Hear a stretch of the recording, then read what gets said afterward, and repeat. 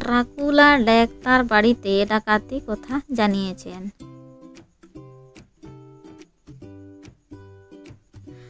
রৌপ্য সবকিছু চুরি হয়ে গেছে। গোয়েন্দা মিহুল মামলাটি তদন্ত করতে এসেছেন। ড্রেক আরও উল্লেখ করেছেন যে চোর তার রসুনের স্যুপ পান করে এবং তার জুতো চুরি করেছিল। গোয়েন্দা মিহুল তার 3টি প্রতিবেশীকে সন্দেহ করে। তোমরা কি বলতে পারবে এই 3 জনের মধ্যে কে চোর?